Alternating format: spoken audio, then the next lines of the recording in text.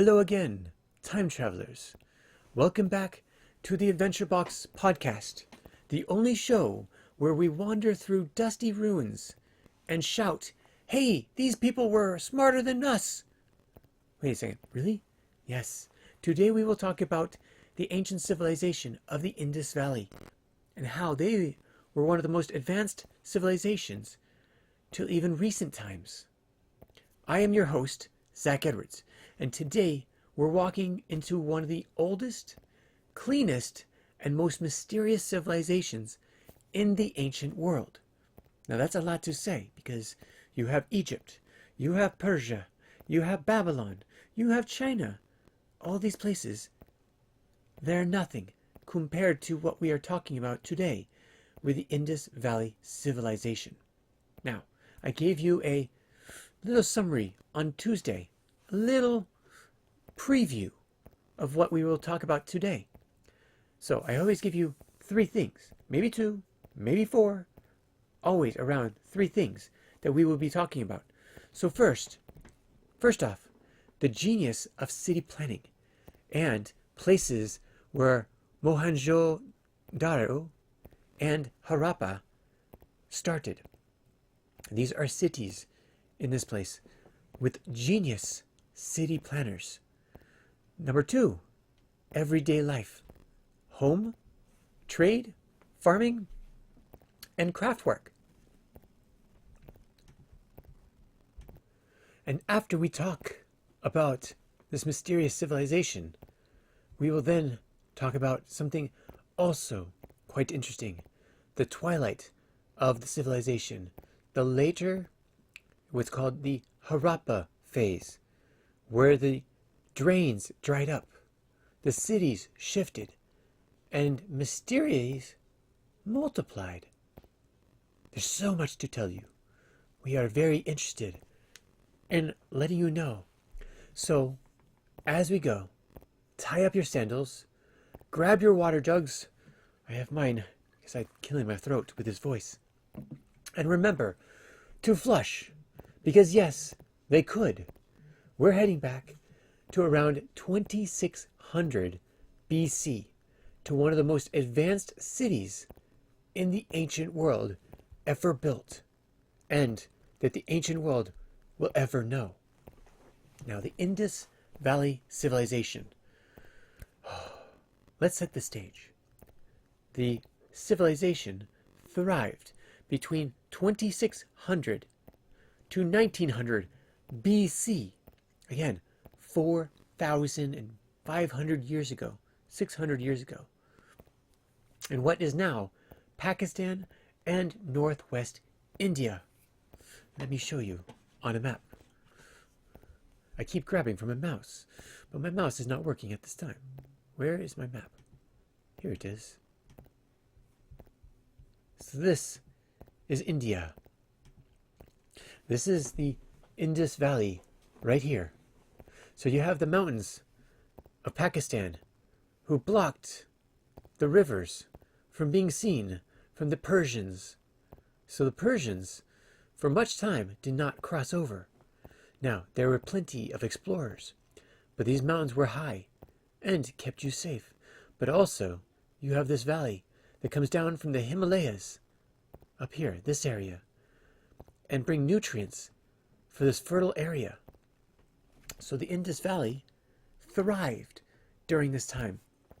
And while everyone talks about pyramids in Egypt or ziggurats in Mesopotamia, the folks in the Indus Valley were saying, cool structure, but do they have sewer systems?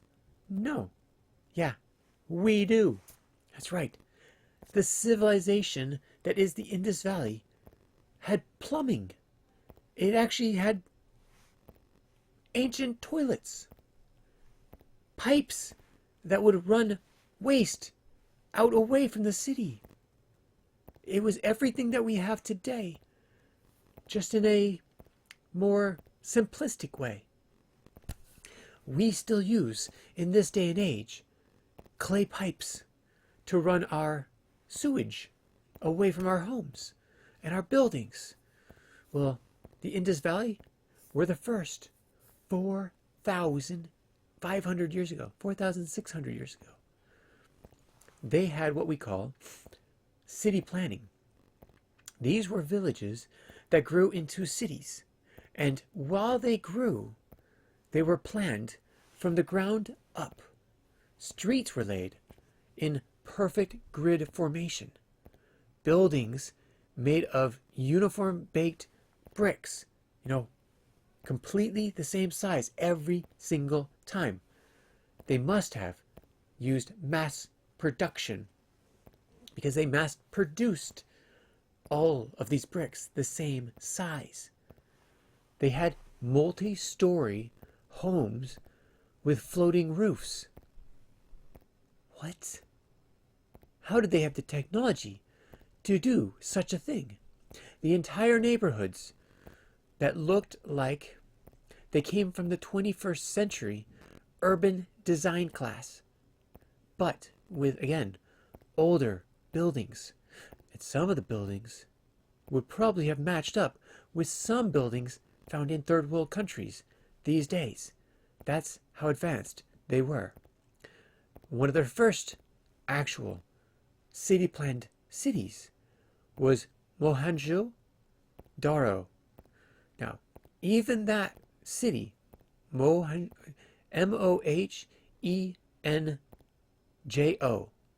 dash Daro, Mohenjo-Daro, even had a great bath, basically a public swimming pool with changing rooms. That's right, modesty.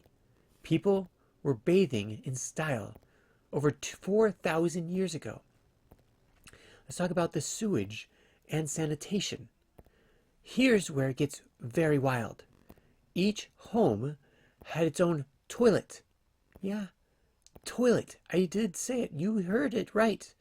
4,000 years ago, toilets connected to a drainage system that ran under the streets and into covered sewers. Some houses even had a second floor bathroom.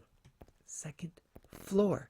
The bathroom was on the top floor of a multi-floor building. They may even had 3 or 4 stories. But the ruins do not show all the stories, just the first one and the floor of the next. So, second floor bathrooms made up their houses. So, how did my college dorm not have this? I didn't have one for my college dorm. I had to use the one everyone else used. These cities had public sanitation centuries before anyone, including ancient Rome, and especially places like London. London, it took them 1400s, 1500s to actually get sewers put in. Maybe the 1600s. How bad is that? Because they had it in the Indus Valley so many years before, thousands of years before. And that's 1400 to 1600 AD, not BC. This is 2600 BC. They even grew their cities so large, it meant that they had to have big food needs, right? So they built massive granaries. If you drive by a farm city, farm town, you will see these big mills, these big metal shapes going into the sky. They're probably like 3 stories high. It's all full of grain, food. They had so much surplus. There was so much. They filled up these large granaries and storage to store for surplus crops like wheat and barley, but also to trade. They became the hub for other places around them. They fulfilled the needs of the other countries, of the other civilizations. They even had, fun fact, they even had air ducts under the storage platforms to keep the grain cool and dry. So yes, they were basically inventing ancient climate control before it was cool. But yeah, that's right. I made a joke. Okay, maybe you didn't get it. Climate control because of heating and air, and it was cool. Okay, if I have to explain it, it must have not been that funny. Okay, I'll try again later. But next, they had trade and markets. The Indus people were traders and travelers. They traded with Mesopotamia and Persia, sending cotton and beads and ceramics to them. You may even say Mesopotamia may have even learned a lot of their crafts from the Indus Valley. But again, we'll get into the records, but there are no records that we can actually read. We will get there in just a second. Now, they also used standardized weights and measurements before Hammurabi, which made they used carved stones, but this made trade a lot easier, and markets and selling goods a lot easier. They even had seals, tiny square stamps made to it was made from steatite with animals and symbols using for business transactions. It was their way of writing, but with pictures, not hieroglyphics, for they did not do all of them, but the stamps they would use for certain goods that they were selling. Were they doing eBay 4,000 years ago? No. But they tracked goods, signed contracts, and managed trade routes across rivers, deserts, and mountains. Now, there's no clear evidence of kings, pyramids, or even palaces at this time. It is said that they may have been all equal. Maybe not equal in their living. Maybe there were people that had higher in their roles, I should say. But in their living, they were equal. There may have been a leader who would live in the same size house as everyone else. It is not sure. We're not sure at this point. It's weird, right? All other civilizations had somebody that had to take control. City planners. Who were they? How did they know that this was acceptable, what they were doing? There had to be leaders, but there is no evidence of kings or pyramids or palaces of any type. Instead of gold-covered tombs, they find uniform homes, shared infrastructure, and cooperation among all the people. This suggests the society may have been relatively egalitarian. Let's put it this way. They had very low-key leaders who were more about city councils than golden thrones. Now they are farming and craftsmen. They grew wheat, they grew barley, they grew cotton, and sometimes even rice. Yes, they grew cotton even before Egypt did. And wheat and rice probably even before China did. And crafts, beautiful pottery, beads, and bangles, and bronze tools. This is before the Iron Age, when bronze was so easy to melt, so easy to store. It didn't rust like iron, but they didn't know about iron at the time. That's why they they might have known about iron, but they didn't know about how to forge iron tools. So they used bronze because it was easier to mold, but it didn't hold up as long. And as we talked about, they created seals with animals and other symbols, and you might call it a type of writing that we still haven't deciphered today. I mean, come on. How do you plan a city with flushing toilets but don't leave a Rosetta Stone or a way of translating? I don't know. It's quite interesting. It's like they were saying, we're building the first plumbing system ever, but good luck understanding our emoji language. I can't even understand the emoji language today. My kids, their abbreviations and their emojis blow me out of the river. I have no idea what they're talking about when they talk with emojis or abbreviations or slang. Slang. Did they have a slang back then? I don't know. So what happened?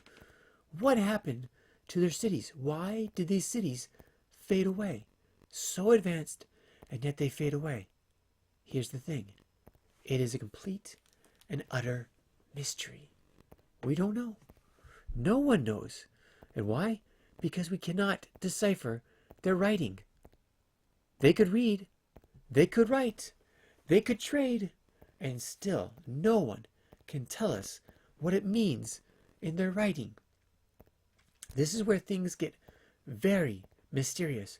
Around 1900 BC, the Indus Valley begins to decline. The late Harappan phase kicks in, and it's not quite the same story. So, there are many signs of changes. The famous city of Mohenjo-Daro, and also Harappa, and another one, I think it was called Darlavira. Darlavira, yeah, I think it was Darlavira, started showing signs of abandonment.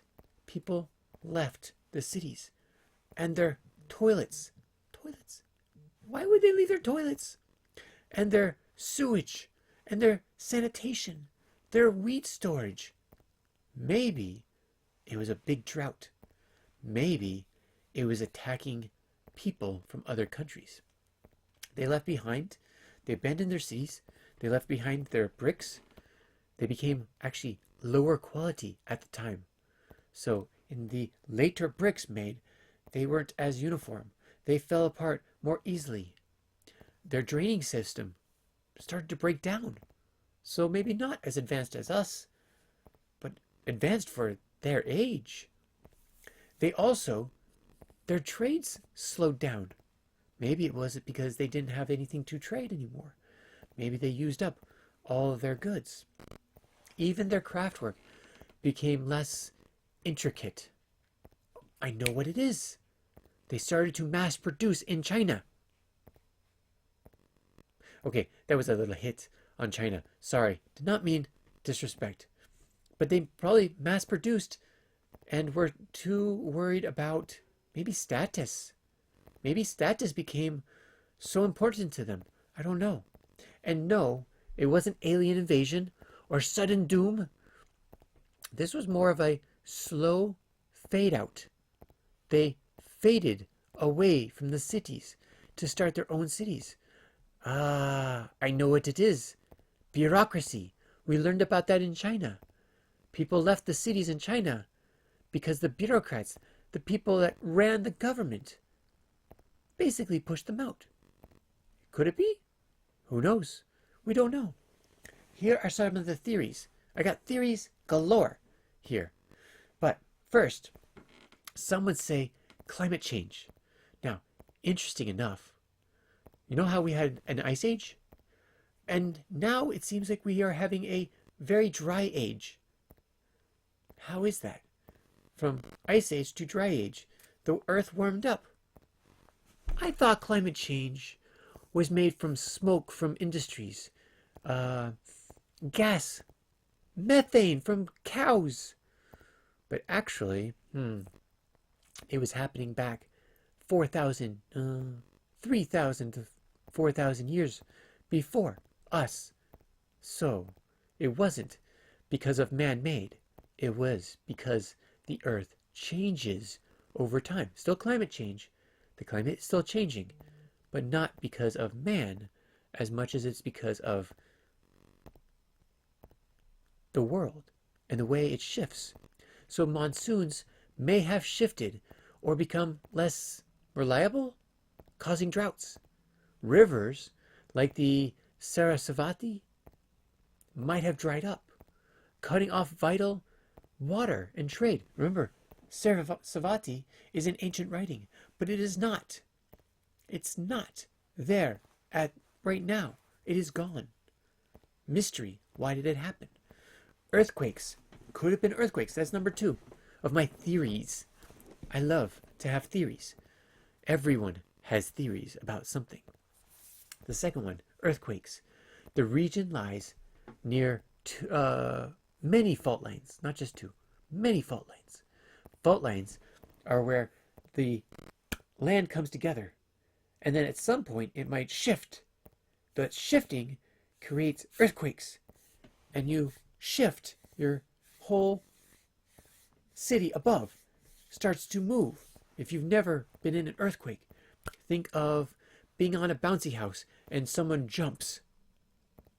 You're on a bouncy house, sitting in the middle, and someone jumps, and you might fly. You might fall.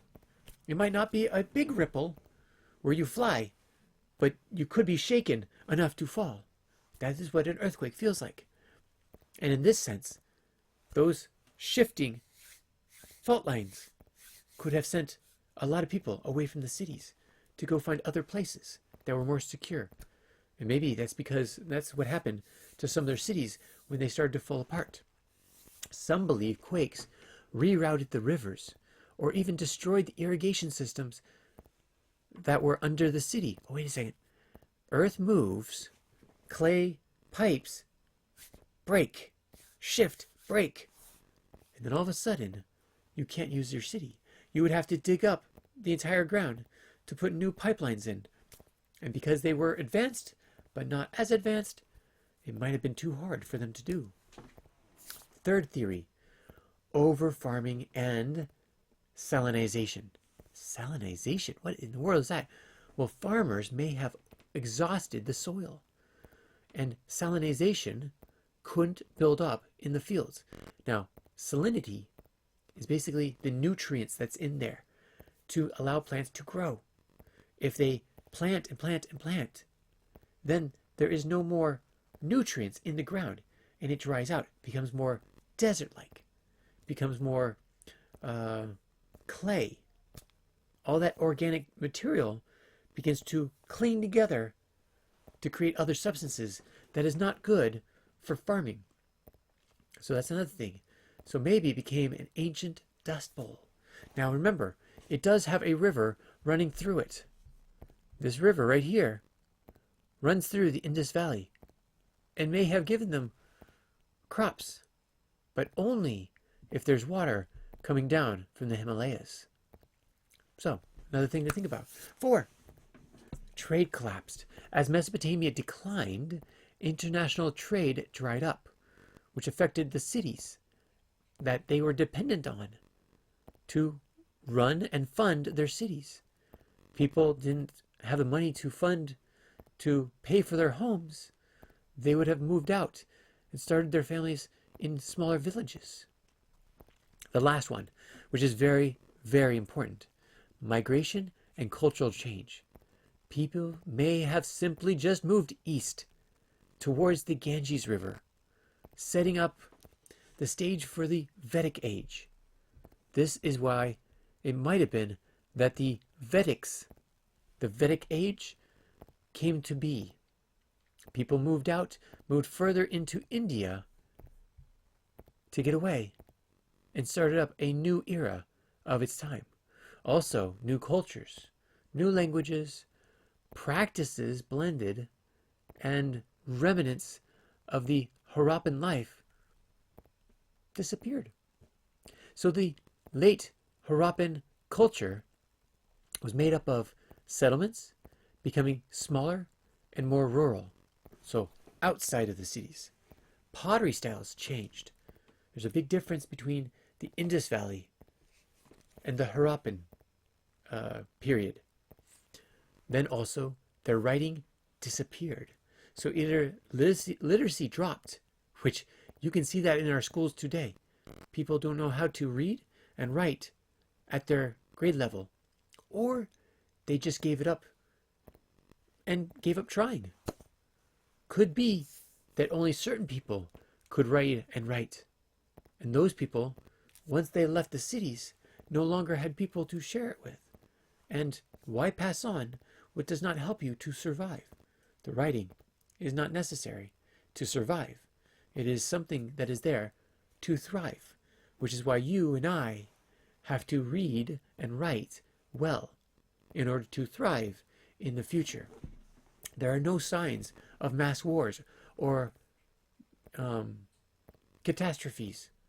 Just a gradual shift in climate, trade, culture that quietly closed the curtains on one of the most remarkable urban societies in all of human history. So, what did the Indus Valley Civilization leave behind? It left behind a blueprint for city planning, still admired today. That's right, their cities can still be found in many areas. These major cities we talk about are still there. Though ruins, they have the blueprints of what they did and how they did it. From the pipes under the roads to the two-story buildings that most of the time they're one-story now, but they used to be two-story. Now, they also left behind the model of public sanitation that modern cities still strive to match. Their craftsmanship and engineering skills that most of us would say, wait, they did what? How long ago? And yet, they did it again, nearly 4,500 years ago. And a lingering mystery, their undepicted script, their quiet leaders, and their graceful decline. How did it happen? Where did they go? Why don't we know anything about these people? Even after they faded, their influence echoed east into India. So the influence came into India, paving the way for the Vedic age, which we will talk about next week. The rise of Hinduism and the evolution of Southern Asian civilizations. The next time you flush a toilet, admire a well-planned city, or walk down a gridded street where you know you can go around a block and come back to where you started, tip your hat to the Harappa and the people of Mohenjo-Daro. They did it first, and they did it in style. Much better than us sometimes. So thank you for walking the streets of the ancient Indus Valley with me today on the Adventure Box podcast. My name is Zach Edwards, your pot shard enthusiast. You know what a shard is? It's where the pot breaks and you try to put the pieces back together. The pieces are called shards. And also, I am also a part-time bathhouse explorer. Yes, I like to take a nice bath, swim a few laps. It is great. So next time we will explore the Vedic age with chariots and chants and the rise of Sanskrit culture. So until then, stay curious, stay respectful of 4,000-year-old plumbing, and remember, sometimes the greatest mysteries are buried beneath your sandals. So stay tuned, and we will talk to you more next week. Have a great day, and bless you all. Bye-bye. If you have any comments or questions, add them to the comments below. Otherwise, we'll see you tomorrow, actually. Take care. Bye.